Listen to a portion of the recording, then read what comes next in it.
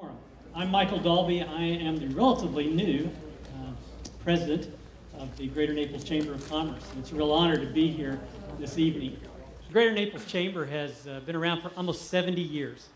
And we have been a voice for business and a voice to engage in public policy issues from the very beginning to today. It's an honor to be a part of this forum. I welcome the candidates here and thank them for being part of this, and welcome all of you for being part of the public discourse. This is democracy in action, and it's great for me to be a part of it, great for us all to be a part of it. I think from the Chamber's perspective, strong K through 12 schools, including vocational training and the other opportunities that are available through both public and private schools, are important to our economy and to individuals being able to gain economic opportunity and for the overall economy of our community. So it's a critical issue, very, very important. And I am thankful to all those other organizations who are sponsoring the event tonight.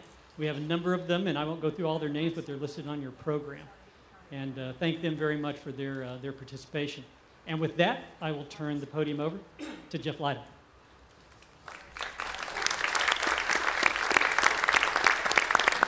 Good evening.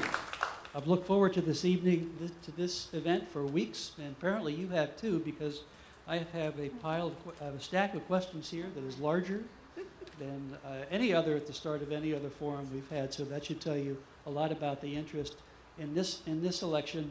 And if you have a question, again, the only way we're going to take questions is on the index cards. Jot down your question, and if you just hold it up, one of our volunteers. Yeah, there you go.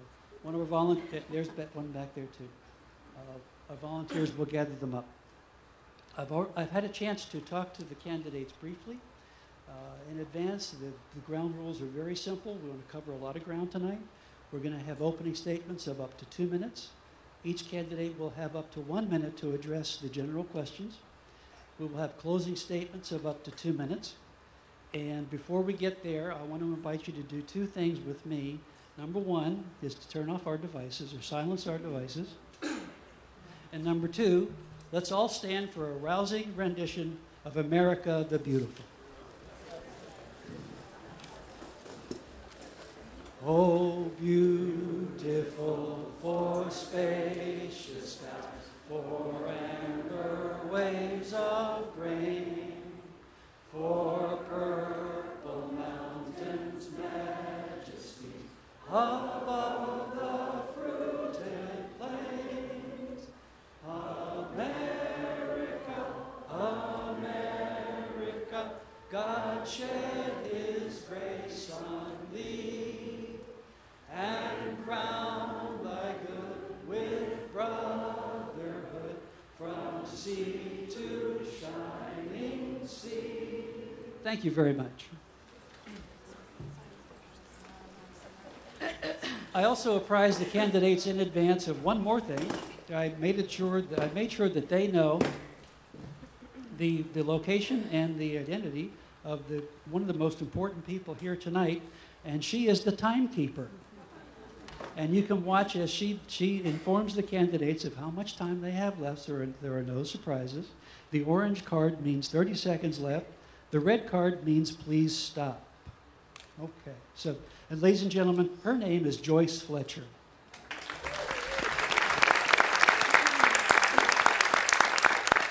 And now, opening statements, up to 2 minutes apiece.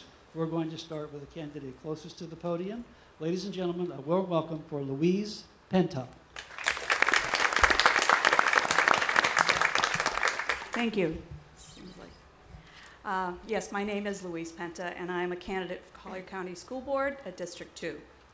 I am passionate about kids and education. That is why I'm running, basically. I want what's best for every child in Collier County. I will be the vote of all the children, teachers, and parents. Our children deserve a great education. When they graduate from high school, they need to be college ready and career development ready, not spend a year in remedial studies. I have worked with the children of this county for the last 8 years and know what they need to be successful, and I can make that happen. I have a proven track record. Bringing back a traditional, fundamental more classical curriculum where every child learns to write properly, reads great literature, not the new pop literature, and learns basic math skills is crucial to getting our students ready for the global community. My vast experience with leadership, governance, problem solving, accountability, negotiations, and performance make me the best choice for the school board. I can and will bring much needed unification to our school board with patience, understanding, and diligence, using my high standards and values that I have lived my life by. My very diverse life experiences and background bring a fresh and different perspective to the school board, which is much needed. I will bring harmony to all fronts. School board member is the most important position in this nation. As Alan West said last Saturday at the Reagan-Lincoln dinner in Lee County, that it's the least attended vote.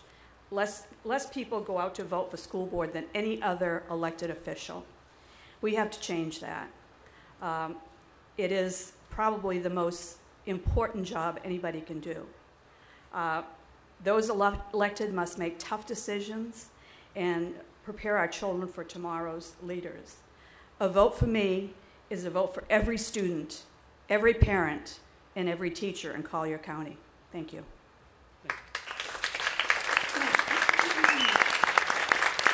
Our next candidate, also in District 2, let's welcome Stephanie Lucarelli.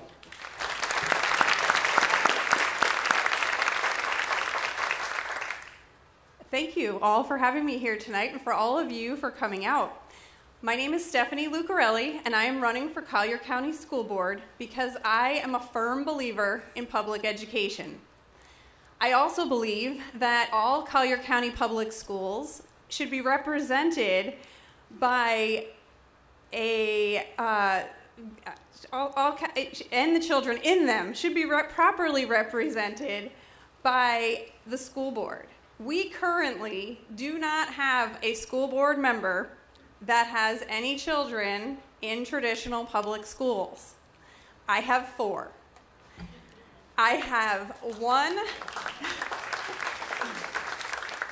a child in high school at Barron Collier, I have a middle schooler at Pine Ridge, and I have 2 children in Naples Park Elementary School. Coincidentally, Naples Park Elementary School, for any of you that know, represents a microcosm of the entire district based on its diversity.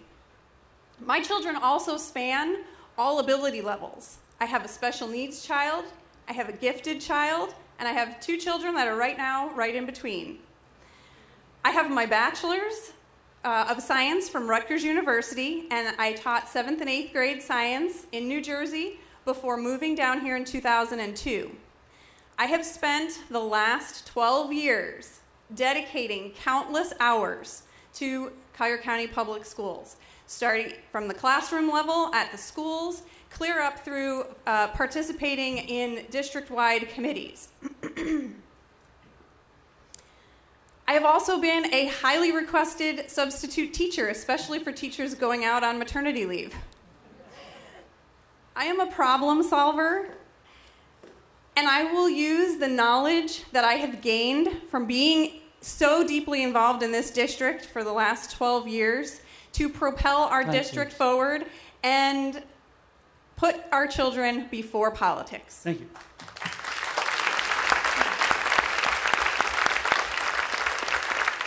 And the third candidate in the District 2 race, let's welcome John Bruner. Thank you. My name is John Bruner, and I am running also for District 2. I am a career educator. I've spent almost 20 years in education, and I have spent in those 20 years public schools, private school, a charter school, and I've even homeschooled my own children. So I have a broad platform of experience. So I want to bring my experience in those 4 different areas to the board. And I do have children who, one will be attending Barron Collier next year, and the other one is in actually a private school. So I do believe that choice is a parent's choice to choose what's best for their family is important. I left public education in 2005 because I was very dissatisfied with the direction of education, not because of the Collier County Public Schools, but because of what was happening on the national level. You see, there's a force right now, and a force of controlling public education. No Child Left Behind, for many of you who know, changed public education to what it is today. And one of my missions as your board member, as your elected person, is to go back to a time when we had an education where kids came first and not dollars. So I am here to tell you that we first need to stop. We need to focus on the curriculum. We need to look at the standards that we have within our state. And instead of just taking those standards, which I believe are mediocre, I think we need to be proactive in our county and add something to those standards so that they are rigorous and not just the mediocre standards that they are. And hopefully I'll get a chance to talk more about that later. But I'm also fiscally responsible. I believe with a budget of almost $1 billion, we need to start looking at ways that we can spend our money more wisely. And one of the things that we can do in our district is we can have an annual risk analysis that gives us a better picture of how that money is being spent. And schools, like we all know, schools need parents to be involved and grandparents to be involved. As a teacher, I could tell, thank you, I could tell the importance of parents' involvement in an education. So I want to do everything I can to get parents involved. Thank you very much. Thank you. Before we move on to the two District 4 candidates, I've been asked to make an announcement that there is a notice on the front page of your program tonight that makes reference to these being partisan races. Well, that's true for other forums we've had, but of course these are not partisan races, and both the August and November elections and these school board races will be open to all voters of all registration and all stripes, so just to make that point clear. And now, District 4, our first candidate in order, Lee Dixon. Good evening. Thank you for coming out tonight and for having me here. Let me tell you a little bit about myself first. Yes, my name is Lee Dixon. I am an oddity. I'm a native Floridian. I was born and raised at Homestead Air Force Base in Homestead, Florida. My father happened to have served 33 years in the United States Air Force, and the last 12 of which he spent as the crew chief on Air Force One, flying the president around the world. So I'm very proud of him. We went through Hurricane Andrew in 1992 after I left the University of Miami. Everything we had was destroyed. I rebuilt everything. Then I moved over to Naples here in 1995, where I met my wife. My wife was working, or still is, as 22 years now, as a Collier County paramedic for Collier County EMS. We've had 3 kids. One has already graduated from Naples High School. I have 2 other kids in the system right now, including one that has autism, and he's in a special needs program at North Naples Middle School. And he's actually the reason that I'm running.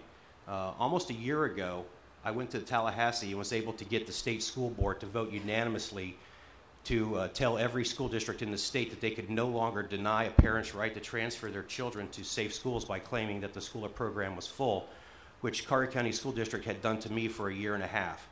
So I realized at that time that it shouldn't be that hard for a parent to do the right thing for their children. So I decided to run for the school board. Now, I also happen to serve on the School Advisory Council at North Naples Middle School. I'm also the peer parent for special needs at North Naples Middle School, and as well as serving on the Wellness Committee at North Naples Middle School. So I have a broad range of experience. I'm committed to the community, and I hope to get your vote come August 30th. Thank you. Thank you. And our second candidate in District 4, let's welcome Eric Carter.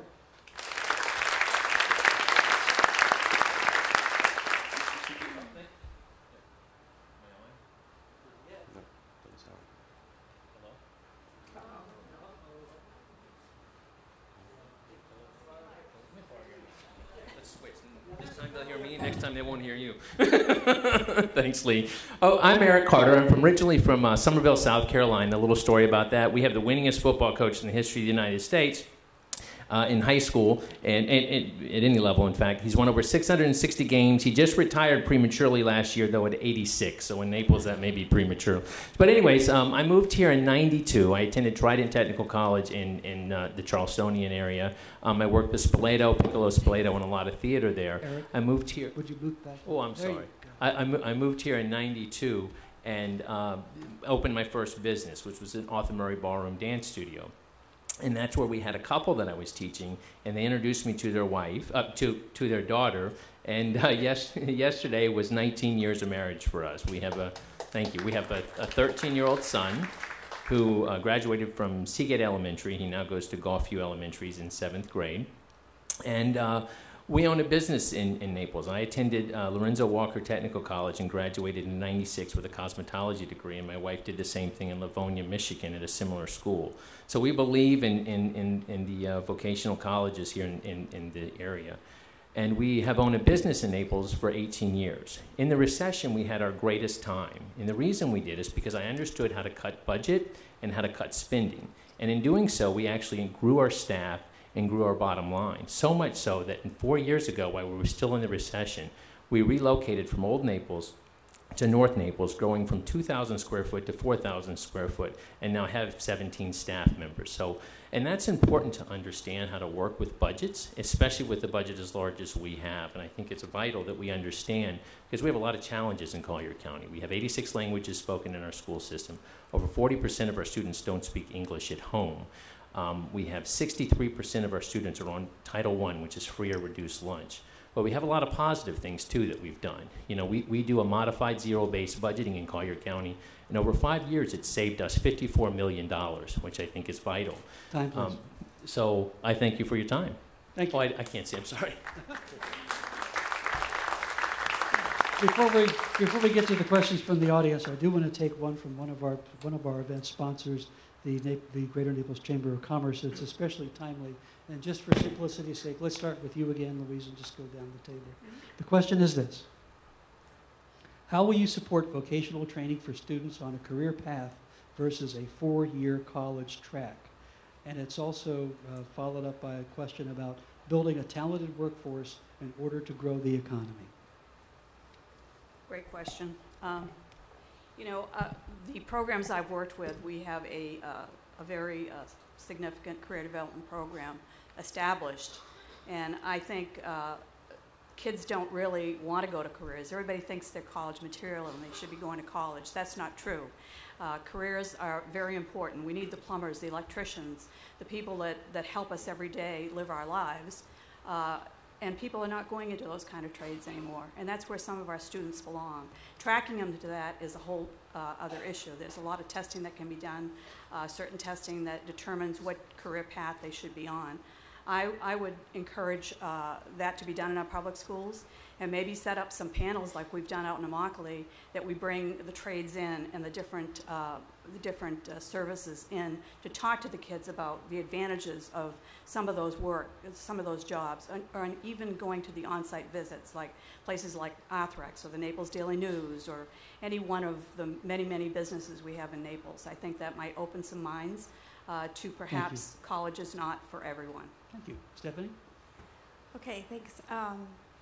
This is one of the areas that I love about the new strategic plan, because it talks about pathways for our students, and not all of our students are college bound. We know that. And having two separate paths for our children to follow is extremely important.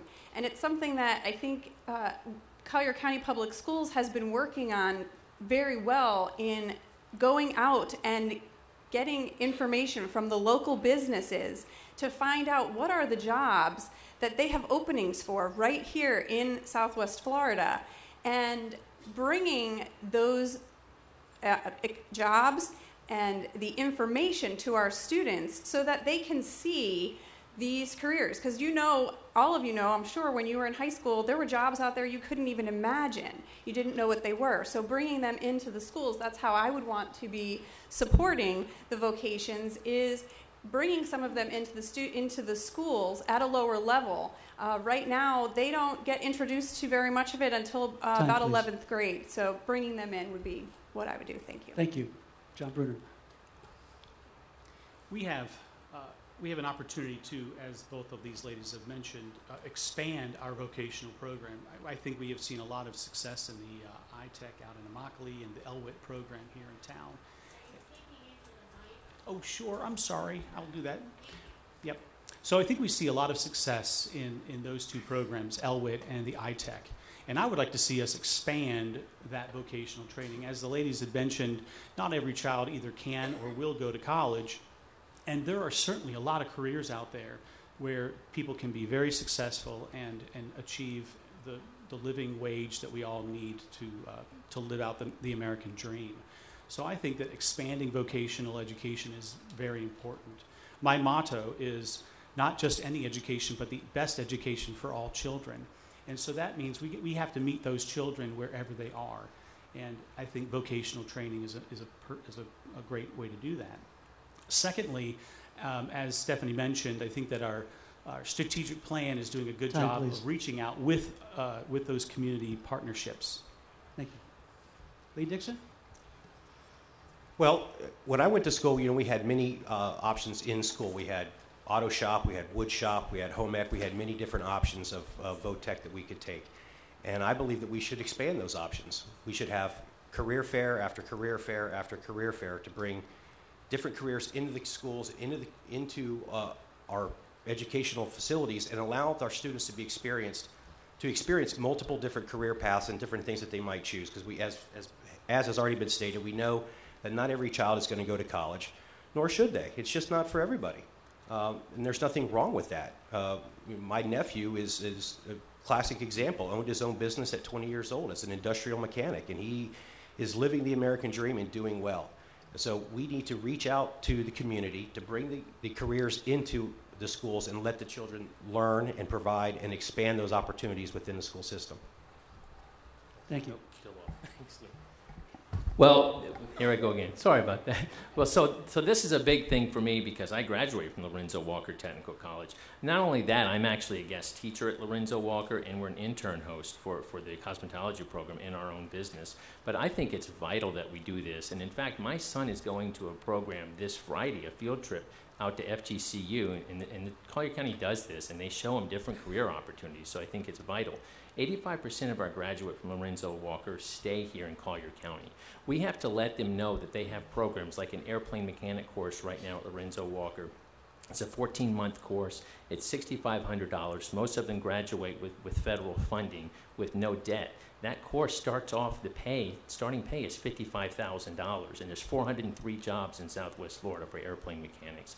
So if you compare that to an attorney that makes $78,000 on average in the United States after graduating with all that debt, I mean, we've got to show these opportunities to these children because they're there and they're fruitful. Thank you. Just in response, some of the candidates have said they've had a hard time seeing our timekeeper. She's going to hold the cards up higher to give you a better chance, okay? Now, Eric, let's start the next question with you. If we could, we'll come down this way. Okay, thank you. This is a common theme, several questions, and this one cuts right to the chase. Okay. If elected, would you vote to retain or fire Superintendent Patton? I think what we have to do is we have to look at the accomplishments.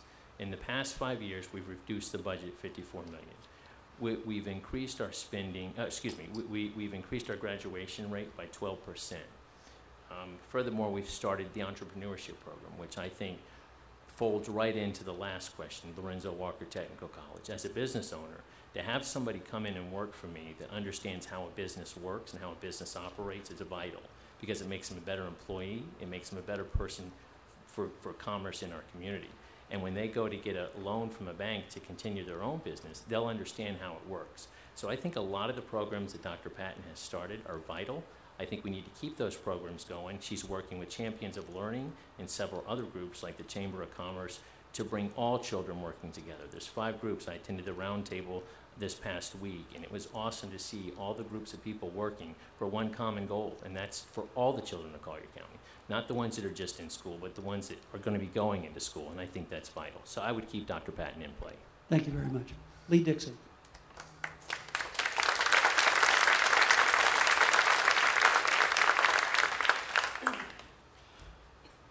Well, that's an interesting question to start off the forum with.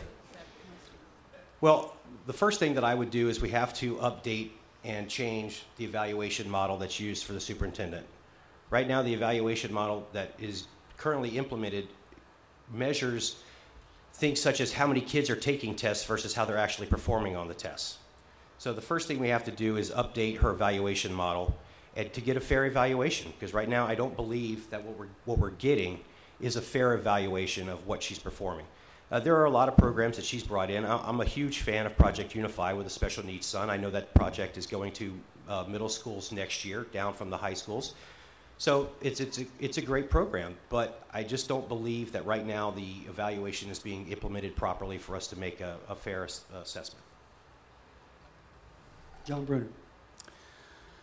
When you are the CEO of a company, you're not going to make everybody happy, right? And I think that there are certainly a lot of things that we can change in our administration, but I don't think that changing the superintendent is one of those changes. We need to give her an opportunity to grow as a CEO.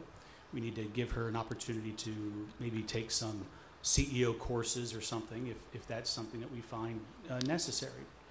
She's done a lot of good things. She has reached out to the community, and as you all know, if you've lived here long enough, this community has gone through a lot of changes with the superintendents and with the boards, and she's brought stability to that. I cannot say that I agree with everything that she's brought to the table, but that's okay. I don't have to agree with everybody in order to work together with Dr. Patton and the other board members. It's a collaborative effort, and we need people on the board who think outside the box. And so I am that kind of candidate who will unite people, think outside the box, and work together in unison to make this school district the best school district in the country. Thank you. Mr. Cucurelli? Okay, being involved in the school district for the last 12 years, like I said, with my kids, there have been a number of opportunities or times when I have disagreed with things that the superintendent has done or been unhappy with programs that have been implemented. And with every time that I have reached out, she has gotten right back to me. And I may not have always agreed with the decision, but I have respected her decision and her decision making, the way she makes her decisions. She's been able to explain everything to me. Furthermore, she has increased our graduation rate. She's brought in the AP and the ACE programs for our gifted children. We are an A-rated school, obviously, that all of you know. And being able to cut the $54 million, I think, is huge, and getting us on a path to being debt-free in 10 years is even greater.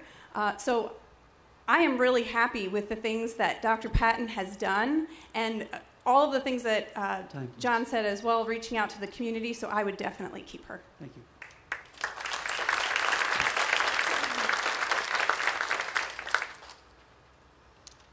My answer to that question is no. I would not fire her if I was gained the school board seat.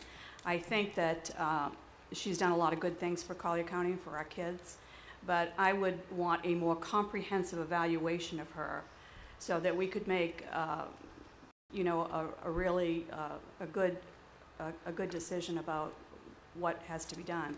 I certainly would not. That would not be the first thing I would do when I got on the board. I think she's been valuable, as I said, to the community. She's done a lot of really good things. The STEM program is great. Robotics and all that she's brought into our schools is terrific. So I think that a comprehensive evaluation to give us more detail of her performance is what I would recommend. Thank you. Thank you. Next question. And Lee Dixon, if we could start with you on this one, please. And then we'll come down the row like this. Question. Most candidates are asked what they would do in office. What would you undo if elected? Well, the first thing I would undo would be the vote that raised the property taxes on everybody, $26 million. No new programs to the system, no new schools, no significant increase in student population, and we voted to raise our property taxes $26 million. So that would be the first thing that I would undo, and one of the biggest things, because we all know that their economy fluctuates, it goes up and down, but with that property taxes, that's money that's coming out of your pocket that didn't correspond to an increase in salary or increase in revenue. So I would undo the $26 million property tax increase. Thank you. John? Well, you know, I'm a big proponent of literacy. And as a teacher, I grew to love Spalding phonics. And I know that there's a lot of debate about how best to teach children to read. And I would like to see that we bring back or either expand the existing Reading Horizons program so that we have an opportunity to reach more of these kids, because literacy is the gateway to a prosperous life. And if we want to end poverty, we've got to do something about literacy. So in addition to undoing that, I would also like to see in our strategic plan a front and center approach to literacy so that we can take on those challenges. Thank you. What would you undo? Okay, something that I would like to start trying to undo is at the state level, trying to eliminate some of the strong ties that our state has on our local government. I would like to see more local control over things like our standardized testing, for instance. That's one of the first things that I would like to start trying to undo. And with the new Every Student Succeed Act that was just passed, it is supposed to be giving some more control to the states over things like the testing and the curriculum. And so I would like to start undoing all of the standardized tests that our students are taking. Thank you. I too would opt to work on high-stakes testing. There's too much of it going on. Our kids are stressed. Half the day spent on preparing for the test, taking the test. A lot of valuable classroom time that our kids need. So I think going back to maybe the Iowa Basic or the California testing, the CAT, would be probably a California standard test. I mean, the SAT would be a better option than all the high-stakes testing. I think, you know, giving control back to our teachers in our classroom is critical. The day is so structured. I would work on that also. And I think term limits is something that needs to be talked about for school board members. Thank you. Eric Carter, will Lee share his microphone again with you? Yeah, we got this routine down, I think, Lee and I. Well, I mean, everybody knows that we're being over-tested, and that's a state-level thing, and that's something we all need to petition against, and that's a definite thing because it's stressful for our kids. But, you know, what we can do on a district level about that is just petition and lobby to our legislation and the Board of Education. But what I would undo that the board did, that I think we can do something different for, is the $40,000 limit on the lawsuits. I love the transparency that it brings to the table, and I think that's awesome. So now that's put on the agenda 7 days before so everybody can see it. Prior to that, it's my understanding that that was discussed in a private room amongst people. So now it's transparent, but I think we need to entertain the idea of looking at lowering that number because the most important thing is we're elected officials and we're representing you guys out there, and it's important that you have a voice on these type of things. So if we lowered it, I think it would make the community more comfortable. Thank you. Next question, and John Bruner, could we ask you to go first on this one? What are your views on the nonpartisan status of school board elections?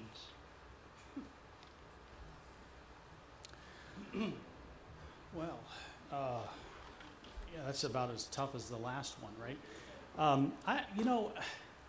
I understand the need for the nonpartisan because we represent everyone in our community.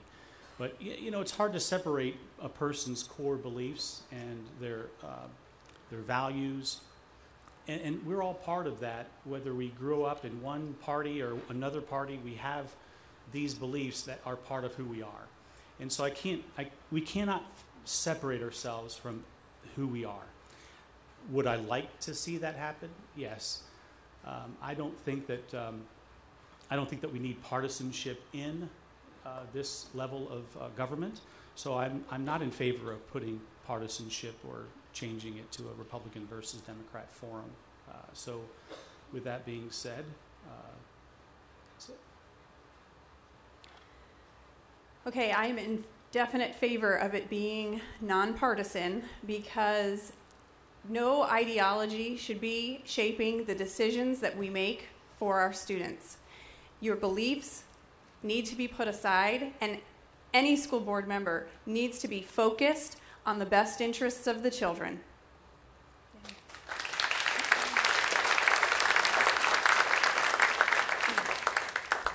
I agree that school board race should not be partisan. It should not be about party politics. It should be about the children, the kids, what we plan to do to help our children in Collier County.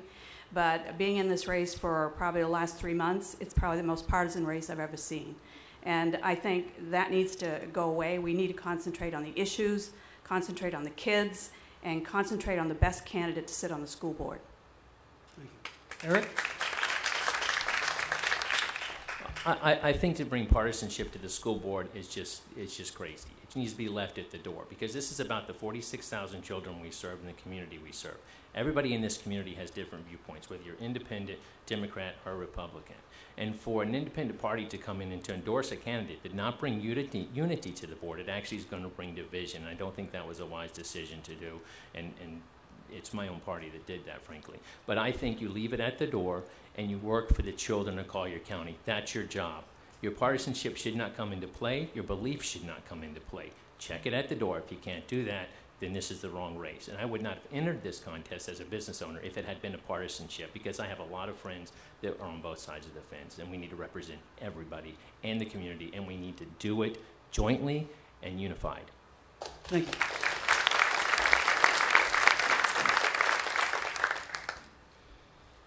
Well, that was a little bit of an interesting response, considering that my opponent is claiming that the Republican Party that chose to endorse shouldn't have done that, that was a mistake. But he sought that endorsement. He actively sought it. Every single person, every person up here at this table actively sought that endorsement, including the candidate that was switched parties 2 weeks before they decided to run for the school board. In a perfect world, nothing would be partisan, but we don't live in a perfect world. All of our ideas and our beliefs and everything that we have and our believe are shaped by what we think and how we feel and what we believe. What I believe is best for a student, what I believe is best for my son, is dictated by those beliefs. It's no different than anybody else. And to believe that you can leave that at the door is not realistic. Thank you. Now, in view of what Mr. Dixon said, would any of the other candidates care to have 30 seconds more to comment on what he said, or shall we proceed to the next question? Yeah, I'm going to comment. You know, I think it's important that you understand that people are going to have different viewpoints on different things with their background. But you have to have the ability and the maturity to check that at the door and not bring your beliefs to the table, because what somebody else may think is right may not be right for their child, it may not be right for your child. So we don't want one type of ideology dictating. You know, that's a party race. This is not a party race. Thank you. Stephanie, let's start with you. What are your stances on providing pre-K education? I'm a huge proponent of providing pre-K education.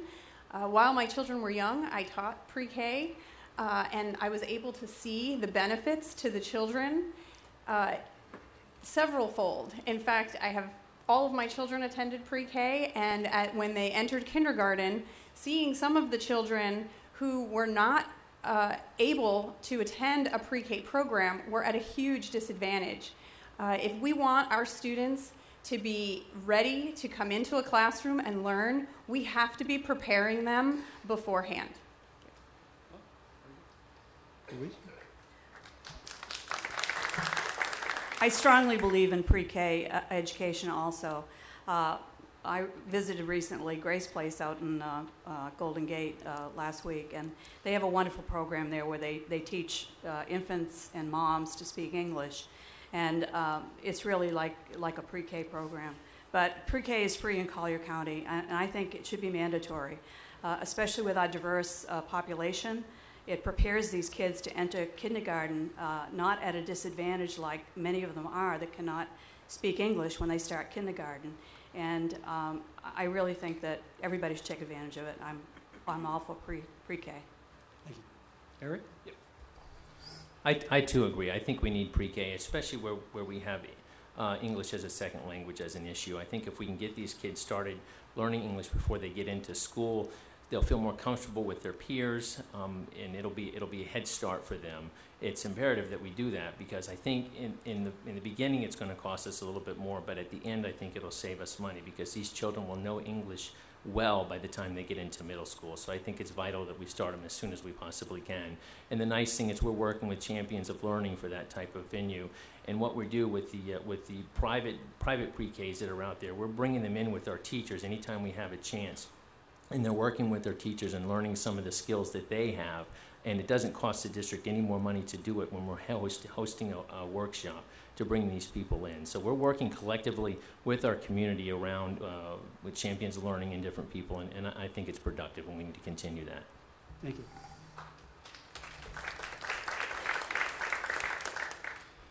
You know, I'm all for pre-K, as long as it stays voluntary. It needs to be a choice.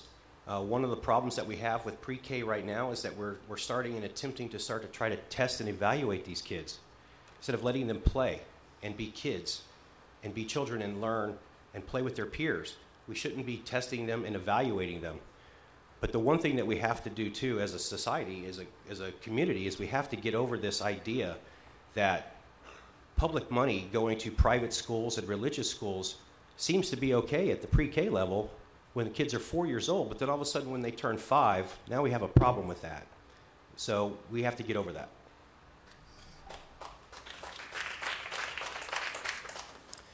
We have yes, I agree with preschool education. Having had children who come into our school district, into our kindergarten, and not prepared, it sets them apart from the other kids who have had 5 years of language experience. And it takes a number of years to get those kids caught up. It takes about 3 to 5 years.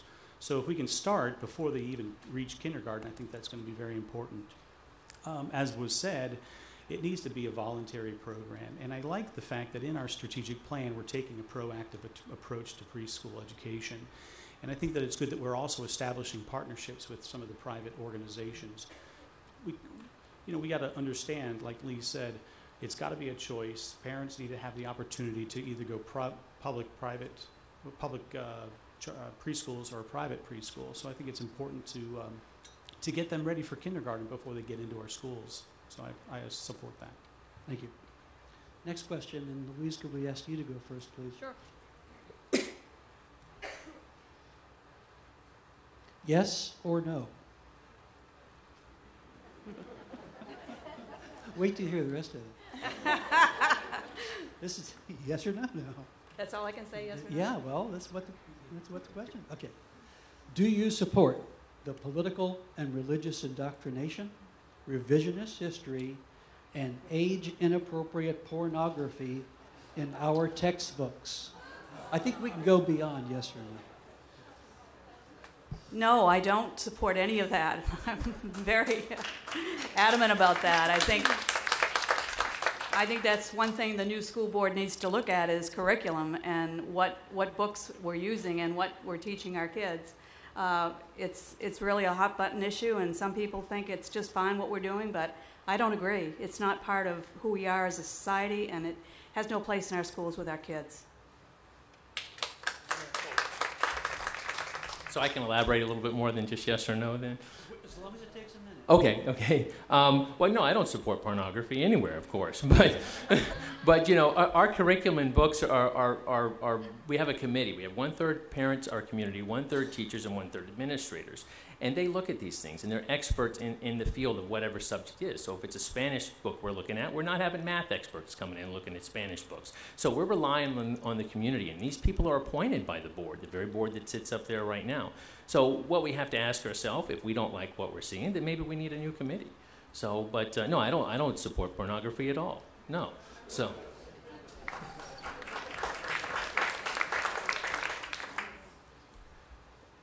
No, that's pretty simple. I would like to correct one thing, though, that my opponent said, that the members of the committee, the curriculum committee that's chosen to choose our books and textbooks and whatnot, is not appointed by the board. They are chosen by the superintendent. And the reason they're chosen by the superintendent is because our board abdicated that right and responsibility that the state of Florida legislature gave them with Senate Bill 864 that specifically allows and prescribes for the school boards to choose educational materials and curriculum. So what happened was our board abdicated that right and responsibility to the superintendent, who now can hold these committee meetings behind closed doors, out of the sunshine, where we don't get to attend those meetings. We need to take that back as the board so the meetings can be held in the sunshine and people can attend those meetings and know what's going on. John Bruner. No. Okay, I'll elaborate. Materials in our classrooms need to be age appropriate, okay? And yes, we do have a function in our school district to evaluate the materials, and we need to utilize that when there are controversies like this. And I'm all for the one-third policy. I think that having a broad spectrum of people involved in that procedure is a good thing. But we're getting wrapped up in all of this stuff, and we're forgetting about the most important thing, and that's these kids. And you talk about these hot button issues out there right now, and what's getting left behind are the kids. So we need to focus on these kids and their education, and we need to make sure that whatever they have in their hands is age appropriate and it's factual. And that is our job as the board, as Lee mentioned. We are accountable for that. Okay, no, I don't support pornography and the other things in our textbooks, but I can tell you that it's not in our textbooks because like I said, I've got all these kids and I'm looking at all of these books all the time. And I do also support age-appropriate material being in the classrooms, and the committees that are made up by this one-third are, we are trusting them to make good decisions because they are parents, they are subject area specialists, and are teachers. And curriculum and textbooks are just one piece of the puzzle when you're talking about educating students. Our teachers are what is the most important thing when it comes to what our students are being taught. So we need to allow our teachers to do the jobs that they know they can do. And as far as the school board, if you want to make sure that parents are in the process, elect school board members that have kids in the schools.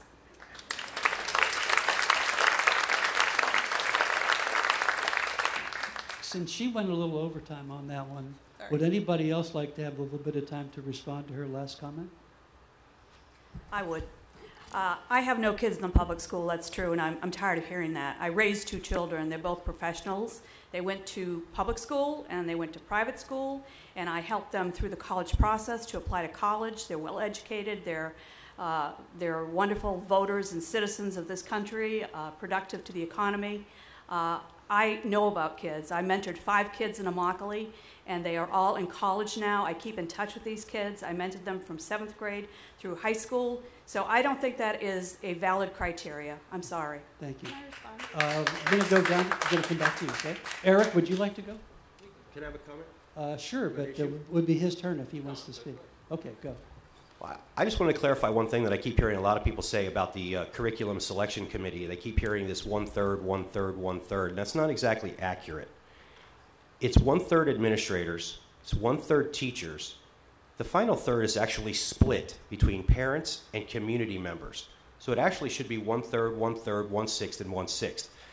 I find it odd that parents are the low man on the totem pole here, which I am not for. I am a parent of kids in the school system, and I believe that parents should have an equal footing with everybody else when choosing our curriculum and anything that has to do with the school system. Thank you. John, would you like to comment on the children? Now, you wanted to follow up. Yes. Okay, with all due respect to Ms. Penta, my point in bringing this up is that you may have raised children outside of Collier County Public Schools, but I do not believe you have a good understanding of what is going on in our schools at this point. I disagree. we move on. And I think, Eric, it would be your turn to go first, I believe. Thanks, Lee. If you'll share the microphone with us. Yeah, thank you. What would you do to balance the educational resources to meet the underprivileged communities of Golden Gate and Immokalee? What would I do to balance the resources to meet the underprivileged kids of Golden Gate? I and think of he's talking about Immokalee? the allocation of educational resources. Okay, yeah. Well, I think every student gets their fair funding of what the average student gets from the county, from the district, and that's $8,800.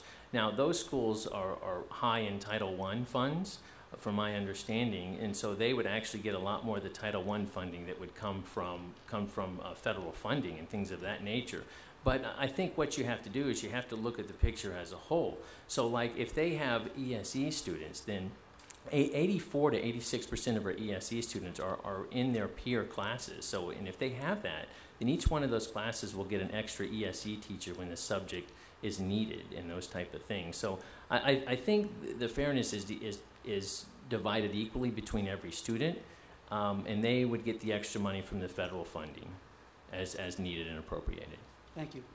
Lee? Well, I think one of the first things that we have to do, especially with our Title I schools, is we have to incentivize our best teachers to want to go work in those schools. Right now, we have a teachers union that will only allow teachers to be incentivized an extra $100 or $200 a year to work in Title I or failing schools. And to me, that's just not acceptable. We need to incentivize them and allow them to go work there, to bring our best and brightest into the community where it's needed. One of the other things that I would do is I would actually create a true community outreach program where we actually go into the community. We send the district to the community where the people live, go out to their churches, to their community centers, and engage them. We know we have an English language issue, but one of the things that we can do to address that is to bring it to them. Right now, a lot of the programs that we have for adults and parents is they have to come to the schools to do it. And a lot of people have transportation issues. I know every year when we have our ESE conference that almost nobody from Immokalee or Golden Gate ever attends. Time, please. Because they don't have transportation. So we need to go to them. Thank you.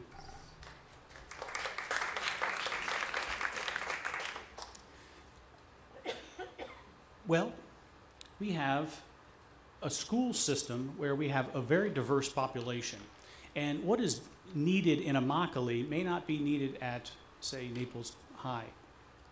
But unfortunately, we have this control mechanism where everything from the Ad Center is the same. What we need to do is we need to loosen the reins of our control at the Ad Center and give our principals and our teachers more say of what's going on in those schools. So what training goes on at, say, in a Immokalee school may not be the same training for the teachers that may go on at a Naples school. So we need to, those resources, those things need to be adjusted by the needs of those student populations. Secondly, we have and as Lee was saying, we have this de-incentivizing policy out there where we're grading or evaluating a teacher based on the outcome of a test. And that de-incentivizes our best teachers to go into our toughest classrooms. So as a board member, I'm going to work for and work towards getting the state to back away from this evaluation program where we de-emphasize or de-incentivize our teachers to go into those challenging schools. Okay, balancing the resources for our underprivileged children is definitely something that our district, it's a challenge that we face. And one of the things that John just brought up is if we can get the state to take the test scores out of teachers' evaluations, it will encourage more teachers to teach in schools where they know that their children are underperforming. But we do have ways in our district that we are servicing those underprivileged children, and one of them is through the Champions of Learning. Our superintendent has done a great job reaching out to these different community members and organizations that are pushing in, and some of them are pushing in really hard into our most underprivileged schools with resources and with people to help the teachers and bring those students up. Also, those the schools that are listed as Title I, they do get extra funding and extra time in their day. And so we just need to keep pushing hard for those underprivileged children. Thank you.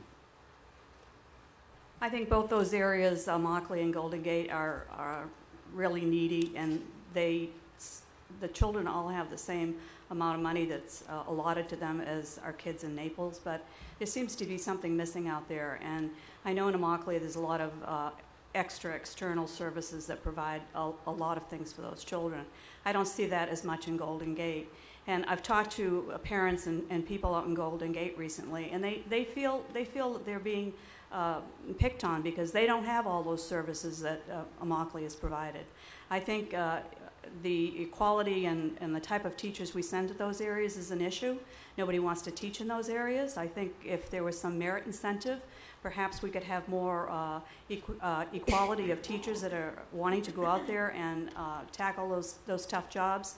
The kids have definite issues, but they're wonderful human beings, just like our kids in Naples, and they deserve to have every opportunity that we give all the kids in our public school system. So I think just equality in the teachers and maybe taking a look at some extra services that could help them. Thank you. Next question, sort of a follow-up to that question. I believe, Lee, it's your turn to go first. All right. How will you challenge our best and brightest students?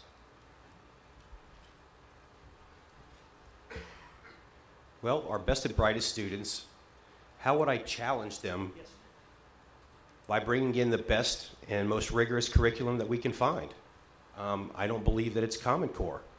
I believe Common Core is a step down,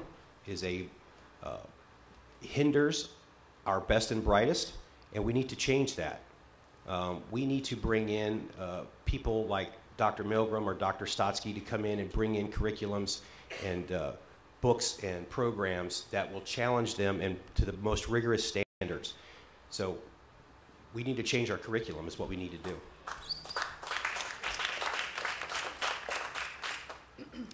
I mentioned earlier the need for high quality standards, and that our current Florida State standards are, for the most part, mediocre. Let me give you an example. In 5th grade, the standard for, one of the standards in 5th grade for history is to identify the individuals and groups that were influential during the Revolutionary War.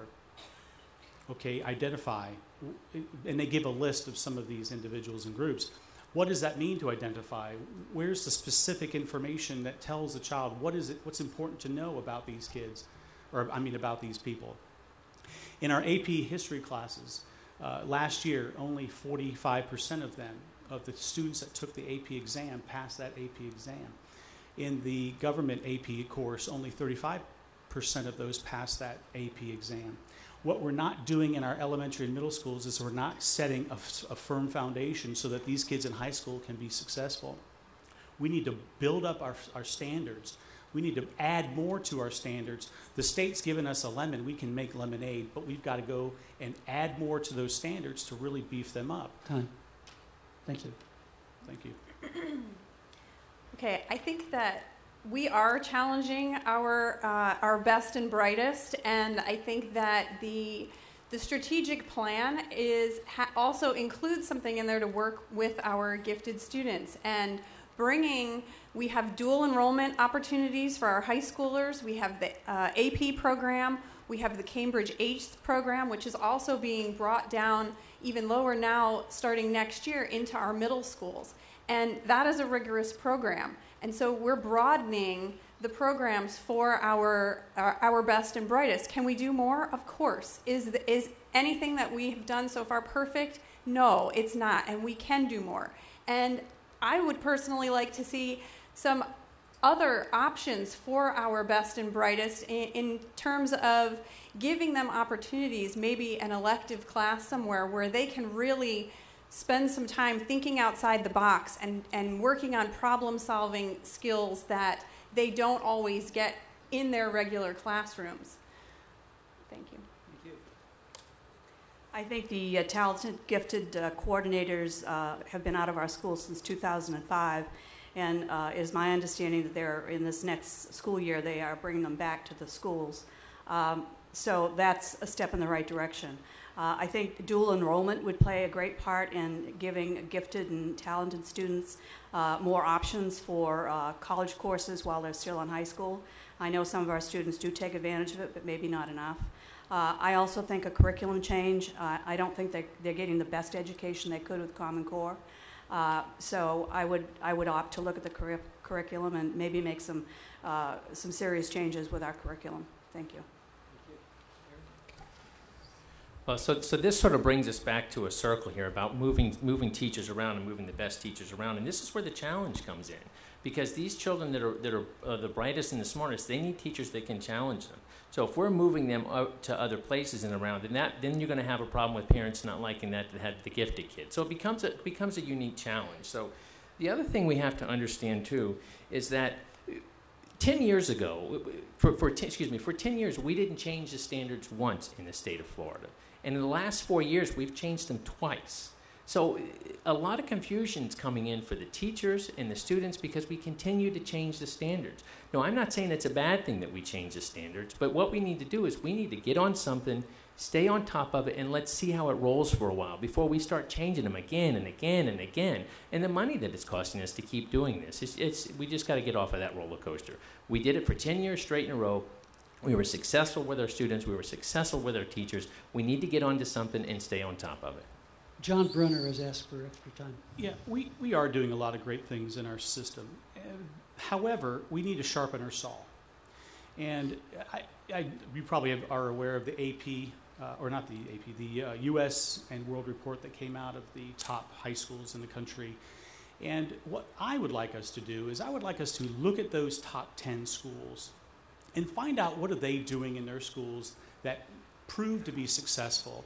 And, we might be already doing some of those things, so why not enhance those things that we're already doing, but learning from those who are doing great things in other parts of the country as well. Thank you. Would any other candidate like to comment on what John said? Yeah, one of the things I would like to mention is this idea that, we need to let it ride and let it roll out and see how it plays out. Well, that's why we look at other communities and other cities and see what they're doing and what they've done and what hasn't worked or what has worked. For instance, our math curriculum that we use right now is called Investigations Math. In California, Los Angeles County, which actually has not all that different of minority population and an overall population different than Carter County, in the 90s used Investigations Math for 7 years, and it was an utter failure. Their test scores and their proficiencies dropped like a rock. They got rid of it. They immediately went back and brought in Dr. James Milgram to rewrite their standards and their curriculum, and their test scores immediately began to rise. Thank you. We don't need to live in a box. We can look at other places and see what's worked and what hasn't. Stephanie. Okay. I just want to say that we really need to push our state to get their act together, because the fact that they have kept making changes to the standards all of these years is the real problem. Our students need stability.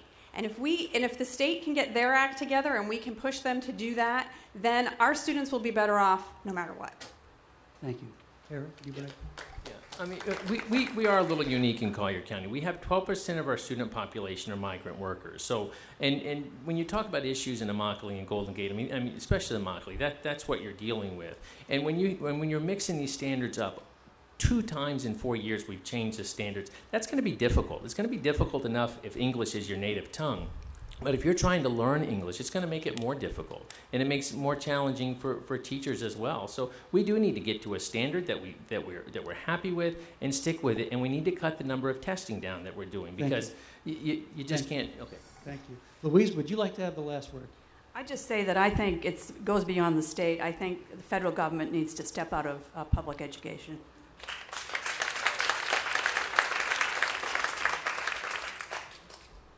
My next question happens to take that up. John, I think you go first on this one. No, the answer is no.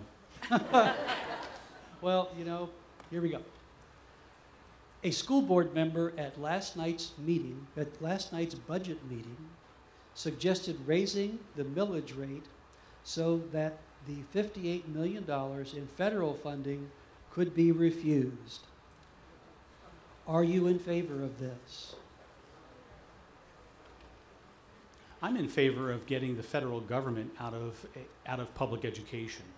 And however that leads us is really going to be determined on where we can maybe cut costs or where we can shift resources in other directions. Since No Child Left Behind, this education has really taken a very drastic turn. We're not talking about kids, we're talking about money now, aren't we? Why are we not focusing on the kids and what's best for the kids? I talked with one of my teacher friends, and yes, I've been out of Collier County for the last 10 years working in private schools and homeschooling. But I talked to her, and she's been teaching for 20 years. And she said, John, her daughter goes now to a private middle school. And she said, John, if we could just get public schools back to where they used to be before No Child Left Behind. And that's where kids were the center and not money. And so getting the federal government out of public education is going to be, I think, it's going to be a tough task, but we have to have board members who are willing to stand up and do something to get that back the way it used to be before 2002. Thank you.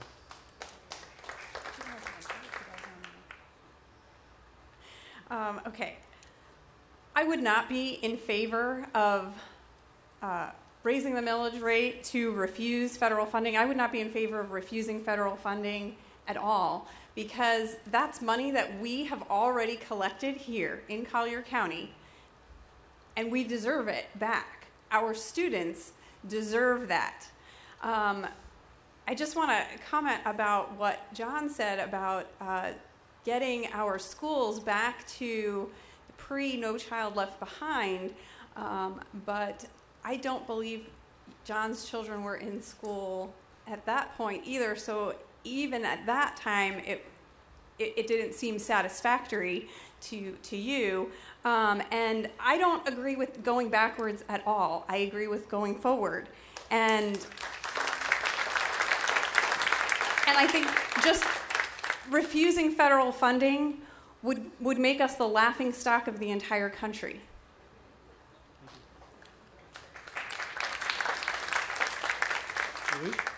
I would not support that school board member on the millage rate at all. I think that the taxpayers need to be given some relief.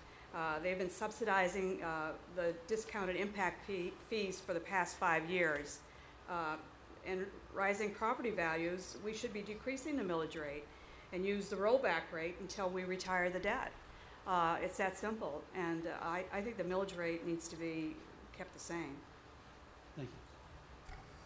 Okay, well, first of all, I mean, there are board policies that say we have to use that funding, so we'd have to change the board policy.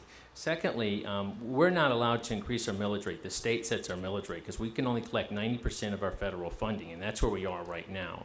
So we have to understand that. But, that federal funding, and I know Mr. Dixon has talked about not taking the federal funding, but that federal funding provides Lorenzo Walker, it provides Title I, it provides ESC. And I know that would affect Mr. Dixon if we didn't have that funding. But the point of the matter is, if we don't have that funding and we don't raise the taxes, we still have to pay for those by law. So that means those children that are not in those programs, the other side of the coin, they would lose money towards their programs as well. So I think if you don't take the federal funding and you raise taxes to the Collier citizens of $58 million, it's not going to be a pretty thing. And we've already paid it, so it's like paying it twice. It'd be like paying $116 million so we could get $58 million. I don't think we should reject the federal funding. I just don't understand the thinking.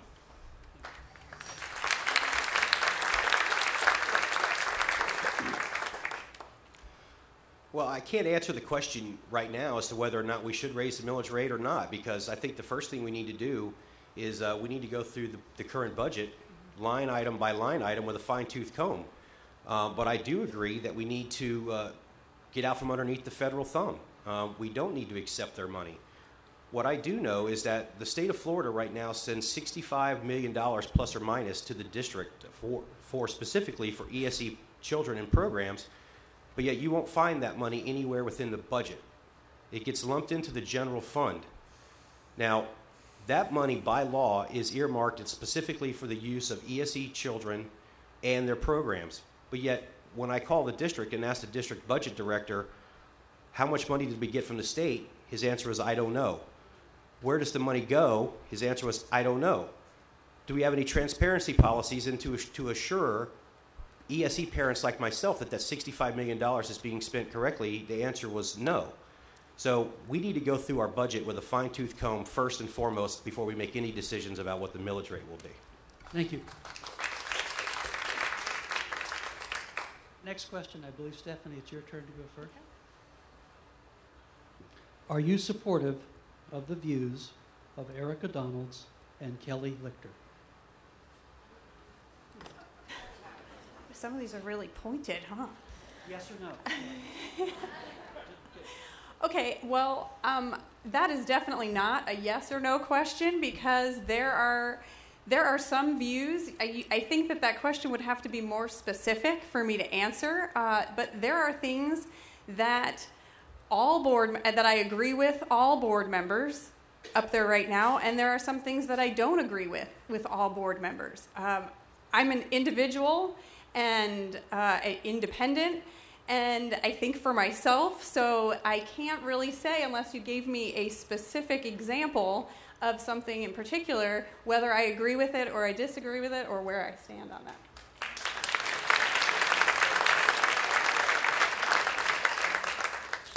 Louise? That's a loaded question, and I think kind of an unfair question, but it's really asking us to take sides, and there shouldn't be that controversy in this school board race. I think some of the things that both Kelly and Erica have done are good. I don't agree with everything, absolutely not. I don't agree with everything that any of the school board members have initiated or brought to the board, put on the agenda. I have a mind of my own, and I have issues that I want to work on. If they coalesce with their ideas, then that's fine. But if they don't, I'm going to bring those issues to the forefront of the school board once I'm elected. So I don't think it's fair, and I think there's been a lot of social media talking that's been going on in the last week or so that is trying to pick apart certain school board candidates to see where they stand. And there's been some loaded questions that have been put on Facebook that are really, it's really not fair to anybody. I mean, we're here to work for the kids. We're not here to align ourselves with any particular person or particular issue. And that's what I would do if I was on the school board. Thank you.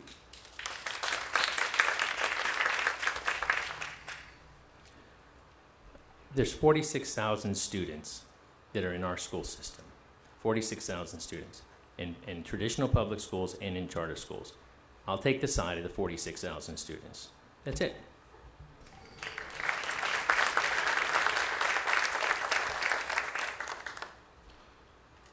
I think everybody up here is going to take the side of the 46,000 students. It is correct that it is a loaded question. There's not any one single person that anybody in this room agrees with 100% of the time. So it's not a valid question because we all differ from everybody at different times. So, Yes, no, maybe. There are things that have come up that I would agree with, Kelly and Erica on. There are things that came up that I would agree with Roy Terry or even Kathleen Garotolo. It's one of those things where you can't. What we're doing now is we're polarizing our board, and instead of unifying everybody, we're trying to pick sides and trying to put everybody in either this camp or that camp. And my goal as a board member is going to be to unify the board, and I am an independent. I don't have people. I'm not part of any club or any organization, and I am an independent thinker. And I will think for, and like Eric said, what's the best thing that we can do for our children in our schools and our families in our communities. Thank you. Next question, I believe it's your turn to go first, Louise. I think. Should the school district be in the business of renting its land for the purpose of cell phone towers?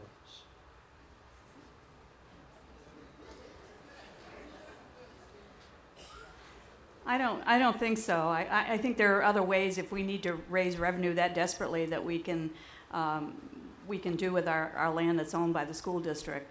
I would say no to that.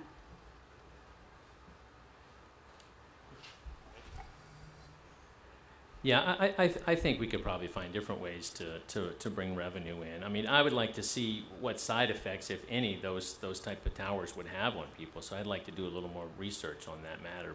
But I think at first sight, I think we should try to find a different way to raise that money.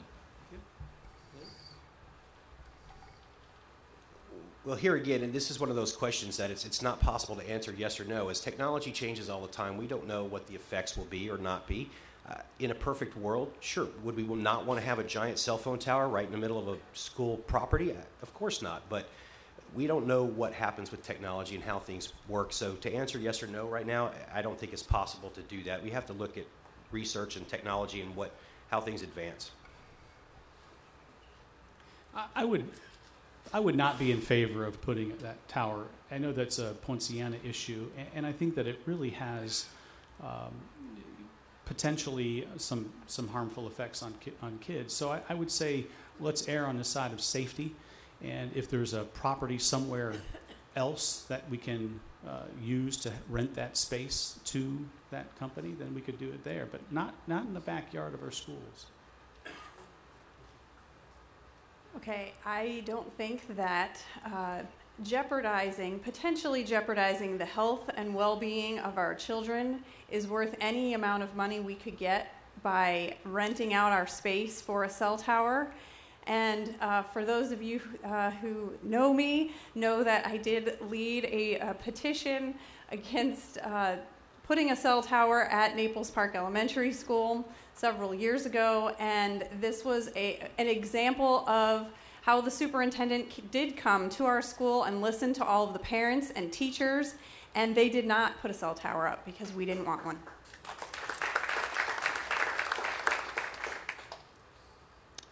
I believe this is your turn to go first, Eric. Is that right? Oh. All right.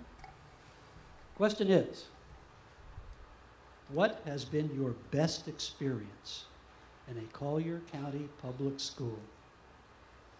Wow, that's a tough question because I've had a lot of great experiences.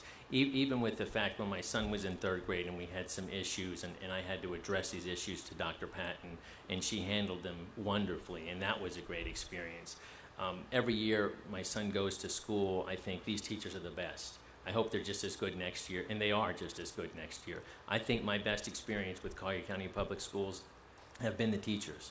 And I think that's so vital and so important. These teachers care about the students.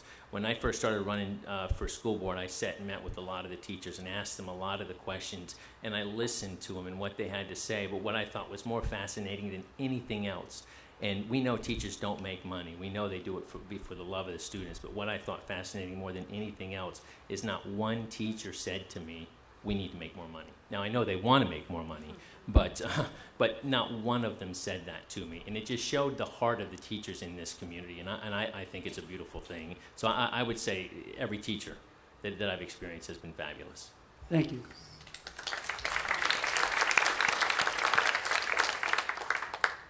Well, my best experience actually is a thought and a memory that comes to mind all the time. When my son Travis, who has autism, when he was in the 4th grade, he had a fabulous teacher whose name was Miss French.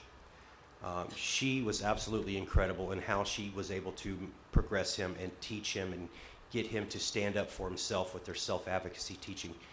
And when I got called in for a meeting at the end of school his 4th grade year, and she told me that he had progressed so much that she was recommending him to move out of the autism program at Lake Park and into what's called the MC3 program over at Seagate Elementary School, which is just below being in a regular classroom. That was a great day to see the experience and how much he had progressed and grown. And I just thank Miss French every time I get a chance for that. Thank you. While at Naples Park Elementary School as a 3rd grade teacher, I had the nickname Jolly John. I would do dances across the stage during productions. And we had a wonderful staff relationship. It was a staff that had been there for years, and I learned so much from some of those veteran seasoned teachers. who really helped me and guided me. And I think that, as Eric said, we do have some fabulous teachers in our system. And we don't do it for the money. We do it for the passion and the love for kids. So that's my fondest memory. Okay, my best experience with Collier County Public Schools, I could give you a whole laundry list, really, but the teachers definitely, I could tell you stories about things that teachers have done for all of my kids, but I am going to highlight Naples Park Elementary School right now for a moment because that school, because I've been involved with that school for the last 12 years, that school has the best sense of community, and the teachers and everyone is a family, and everybody there looks out for the children every day, and every teacher there makes sure to know the name of every child at that school. And just today, I got a text message from my daughter's teacher telling me about just how wonderful it is to be her teacher, and a list that she's sitting in the back of the room, so I don't want to embarrass her, but a list of things that she did today for another child that impressed her, and just knowing that we have teachers that care so much to reach out to our parents and work and live in a community setting, and again, they don't do it for the money. They are definitely the highlight. Thank you. I would have to say my work out in Immokalee has taken me into all the public schools in Immokalee, all the elementary schools, the middle school, and the high school. And through those experiences of mentoring my kids on property, I have gotten to know many teachers. I've met many wonderful educators and principals, and they've been very receptive to the program that we have in the schools out there, and very open and helpful in any way we wanted. We meet with guidance counselors with our mentees, and it's all been positive. They're really all for what's best for the kids and try to help us in any way. And I love those relationships. I'm not mentoring this year, but I probably will get back to it eventually, and look forward to continuing some of those relationships out in Immokalee. Thank you. Now, closing statements. We could call them closing arguments, but we'll call them closing statements. And Eric, you were apprised in advance that you would go first. So, Eric Carter, please. Well, wrong microphone. Well, I just want to thank everybody for coming out. It was a nice crowd, and for Jeff Lytle over there for being our mediator. I can't talk, whatever. But telling us what to say. So anyways, I think we need an understanding of the budget, and I think we need to understand that we need to keep our federal funding, and I think that's vital because we don't want to put that burden on the taxpayers, So I think it's important that we keep that funding to keep Lorenzo Walker Technical College going, our ESE, and our Title I students. We have a very unique community in Collier County. We have a very generous community in Collier County. And the community puts a lot into the school, and I don't think we need to ask them to put any more. So we need to keep that federal funding. We also need to make sure that we're continuing on the pathway to success with our career path to success for the students. We need to understand that we are an A school district. We are a strong district. We're on the pathway to get out of debt in 10 years. We have $340 million of debt. We're going to be out of that debt in 10 years. We're on a pathway to pay cash for a high school in 5 years. We already own the land. So how many districts can say in 10 years that they'll be debt-free? We need to keep that going, and I'll make sure we keep that going. And I ask for your support on August the 30th. Thank you.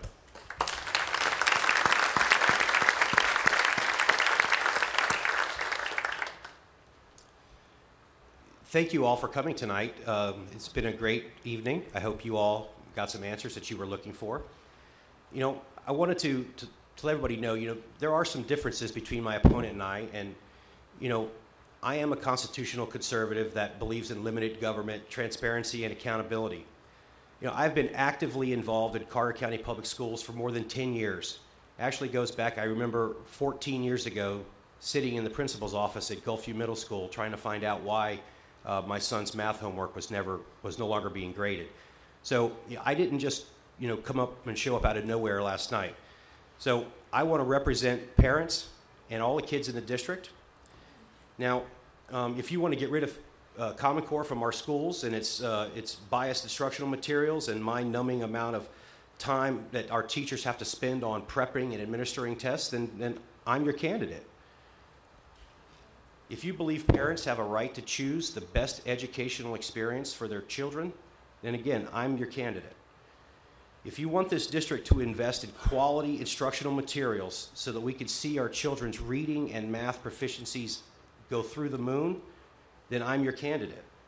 If you want a proven advocate, as my record of going to Tallahassee and getting the state board to vote unanimously for all ESE kids in the state, if you want that proven advocate for children, teachers, and taxpayers of Collier County, then I'm your candidate.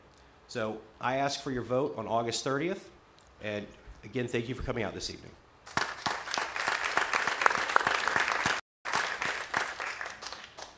Thank you for being here, and thank you for your passion and interest in education. It is a very important part of our country, and education is the gateway for our children to realize the American dream. There's a Plato in The Republic wrote a story about prisoners chained to a wall, and all they saw were shadows being protruded by the animals passing at the cave entrance. One of those people, one of those captives, got loose and went out to the cave entrance and saw reality and saw something different, and came back to the other prisoners in the cave and said, "Look, there's something else." And they all looked at him like he was crazy.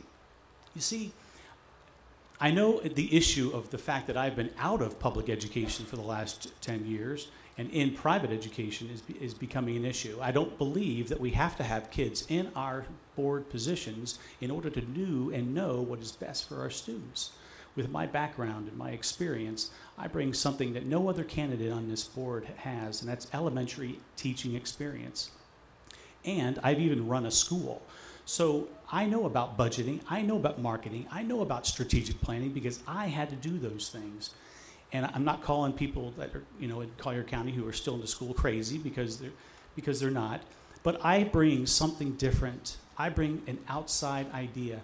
I bring a chance to look outside and look beyond what we're doing. And so I ask that you visit my website at www.johnmbruner.com and vote for me in August 30th. Thank you very much.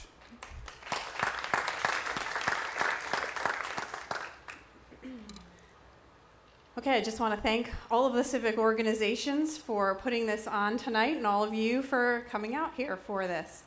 What I want you to know about me when you leave here tonight is that I may not have all of the answers on the spot, but you can be sure that my ideology will not dictate my decision-making process, and I will go into everything with an open mind, and I will learn all of the facts before making any decision because I am rooted in this community's success.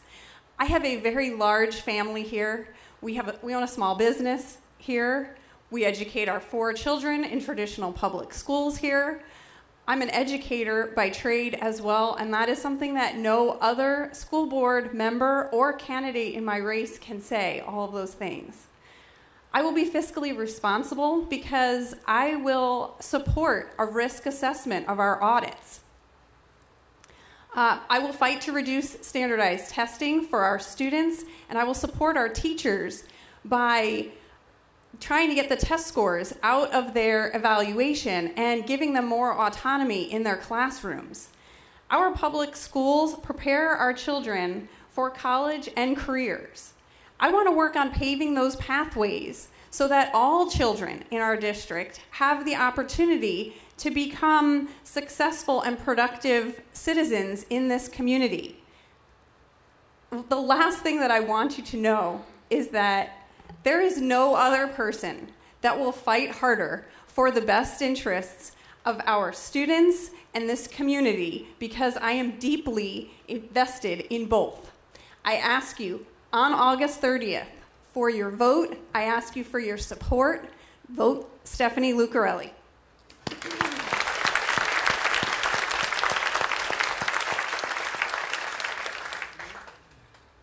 as I said in my opening remarks, education and kids are what I'm passionate about and what I think I do best.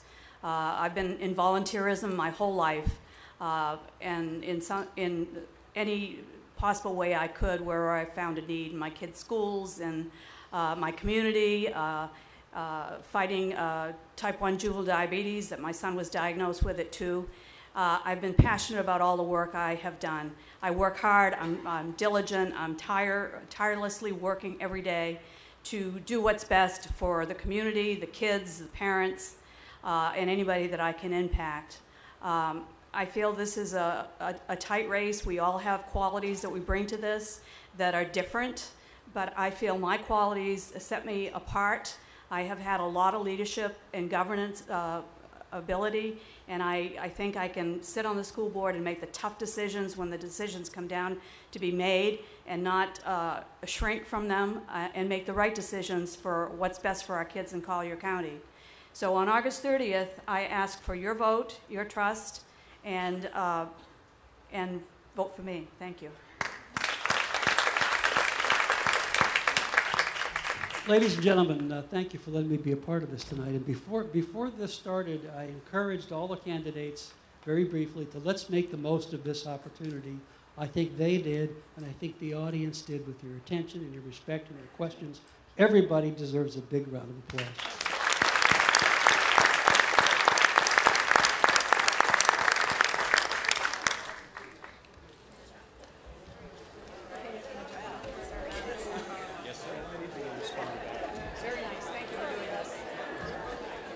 Thank you so much. Yeah. Nancy.